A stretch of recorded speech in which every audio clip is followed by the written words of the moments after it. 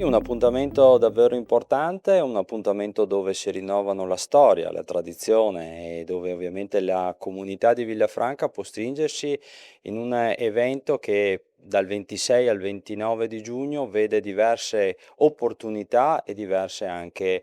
spettacoli. Ovviamente si parte dal cuore pulsante di Villafranca, coinvolgendo tutte le città del centro di Villafranca stessa con la valorizzazione della tradizione dell'artigianato, non solo quello enogastronomico, ma anche dei prodotti ovviamente che verranno esposti e che si potrà anche ammirare oltre che acquistare. E poi tutta una serie di iniziative che vanno non solo dalle novità della esercitazione cinofila di quest'anno alla valorizzazione sempre come punto fermo del patrimonio delle auto storiche, senza dimenticare gli intrattenimenti per le famiglie. Davvero una festa a dimensione di tutti e un appuntamento che è imperdibile. 313 anni credo che sia un traguardo straordinario che va valorizzato, va sostenuto e anche ringrazio il Comune di Villafranca perché continua a perseguire su questa strada della valorizzazione delle tradizioni della storia, coinvolgendo la comunità, coinvolgendo tante associazioni e tanti volontari, perché ricordiamo che se non ci fosse anche tutti questi aspetti e questa filiera, evidentemente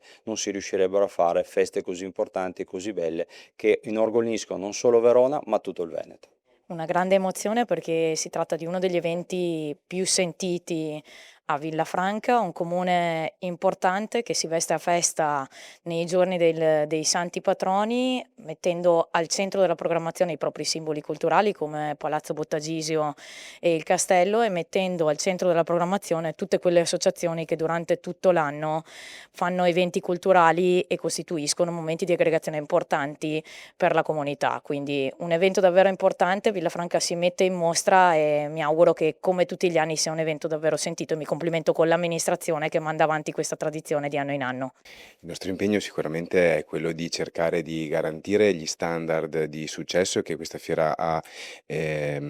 appunto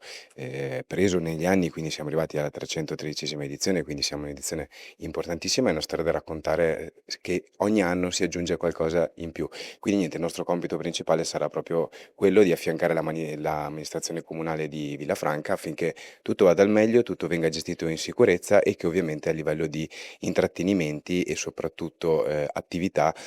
ci sia sempre il solito la solita parterre insomma dedicata a tutti i gusti e per accogliere tantissimi visitatori che comunque ne fanno parte ogni anno. Offrirà di tutto quest'anno, come gli altri anni sicuramente. Per noi è proprio storia,